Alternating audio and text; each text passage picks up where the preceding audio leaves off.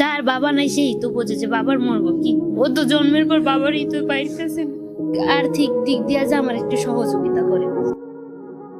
অনাগত সন্তান নিয়ে অনাহারে দিন কাটছে সেই লঞ্চ দুর্ঘটনায় প্রাণ হারানো সোহেলের স্ত্রী রুবা আক্তারের। ইতিমধ্যে তিনি পুত্র সন্তানের মা হয়েছেন, রেখেছেন স্বামীকে দেওয়া কথাও।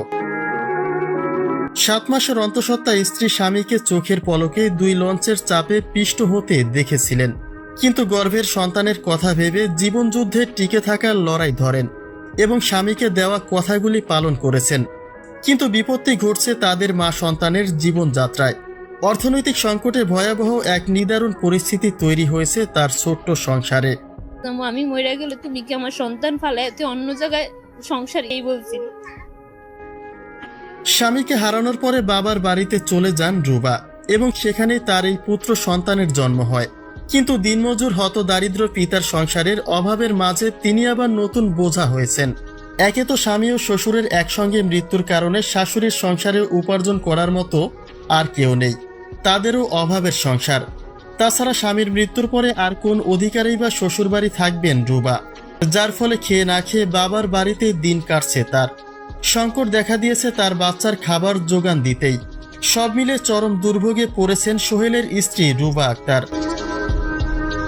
সদরঘাটের সেই লঞ্চ দুর্ঘটনায় তিনিও গুরুতর আহত হয়েছিলেন। 7 মাসের অন্তঃসত্ত্বা থাকাকালীনে তার একটি হাত ও একটি পা ভেঙে গিয়েছিল, যার খরচ অবশ্য সরকার দিয়েছে। কিন্তু ভুক্তভোগী পরিবারকে তৎকালীন নৌ পরিবহন প্রতিমন্ত্রী রাজীব আহসান সরকারিভাবে ক্ষতিপূরণ দেওয়ার প্রতিশ্রুতি দিলেও তা এখনও কার্যকর হয়নি।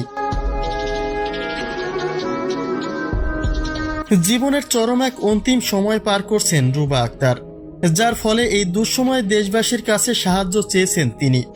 বলছেন তার জীবন তো গেছেই, এখন ছেলেকে যেন মানুষের মতো মানুষ করতে পারেন, সন্তান যেন তার বাবার স্বপ্নগুলি পূরণ করতে পারে।